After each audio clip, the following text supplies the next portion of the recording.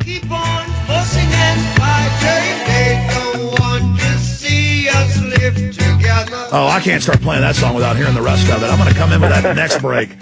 All they want us to do is keep on killing one another, top ranking. We're going to finish up with Daniel Sunjata, and then he says he'll come back the next month for a full hour and take your calls. They got some family stuff coming up today. Daniel, the time we have left, you were saying, and I jumped in and started seconding you. You were saying that it seemed like desperation. Exactly. It was like insecure and panicked, and they knew they were doing something dirty, trying to say that this guy was a hero of 9/11 truth, but with no source. Yeah, exactly.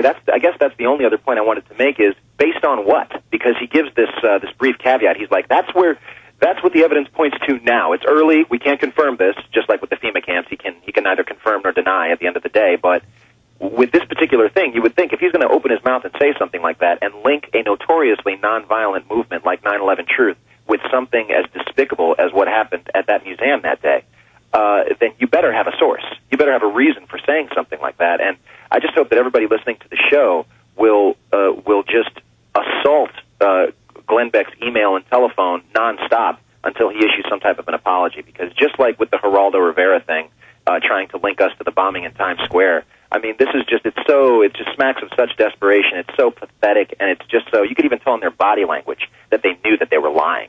Glenn is just, he's a despicable character. I hate to speak badly of anyone, but that was... Well, going back to the tape, which we'd play, but YouTube's down, he does 3 provisos that, well, it's an early report, and it's not really confirmed, so we don't know if it's true, but then he says, new sentence, this guy was a hero to 9/11 Truth. I mean, 9/11 Truth is very diverse, obviously, but I would call it more classical, liberal, progressive overall than I would call it conservative. But I mean, it's every stripe, but it decries racism and things like that. Sure.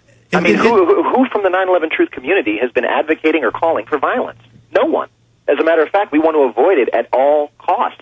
It's not us who's perpetrating the violence. We're trying to expose those who have committed violent acts because we don't want to see that. We don't want bloodshed. We decry that. So, well, take We Are Change. Take We Are Change. They're all about Gandhi, be the change you want to see in the world, nonviolent.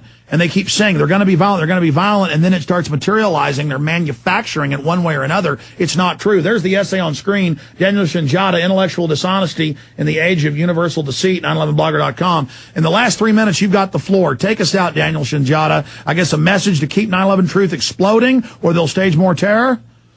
Yeah, I mean, I think that's a very likely possibility. I mean, most of everybody listening right now knows for a fact that something is wrong with what we've been told about 9/11. We need a new reinvestigation. That's clear. There's been a lot of progress that's been made on many fronts. All kinds, Alex has made movie upon movie upon movie. The Core of Corruption series has been very eye-opening and enlightening. The Fabled Enemies, Jason Bermas's film, really great job on that. I mean, on so many fronts, we're making progress, and I think that we just have to continue to storm the castle. We can't get complacent.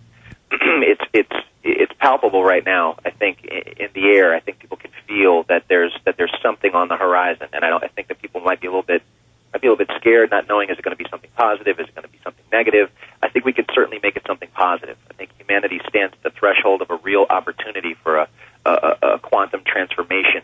Not just, and I don't mean to, get all metaphysical and spiritual, but I think it's a tipping point. We're going into evil or we're going into good. We've got to make a choice. We really do have to make a choice, and the battle lines are. I mean, it's clear. It's clear. You're, as you say all the time, you're either on the side of humanity, free humanity, or you're on the side of the globalists at this point. And being neutral is really not an option. Neutrality equals, I don't know what consent. Consent, yeah, to consent to what we know in our guts is evil and is wrong. So we really can't afford to be on the sidelines right now. We have to be in the game.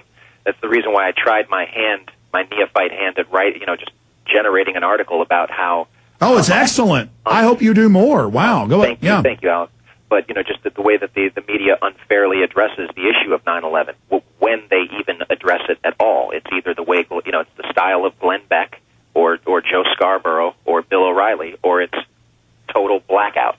And it's really a shame. I don't know how many more articles Alan Miller has to publish about 41 intelligence experts and people from inside the intelligence community saying 9/11 was an inside job, or people from the inside other branches of the government. Pilots for 9/11 Truth, 700 engineers. It's ridiculous at this point. I mean, we clearly have a critical mass of experts from relevant fields of expertise. Now all we need is the platform where they can speak what they know, and people like me can get out of the way. We're just, just let them have the floor. Daniel Sunjata, let me say bye to you during this break. We'll have you back soon. God bless you. And listen, we salute your courage. I salute you guys as well. God bless.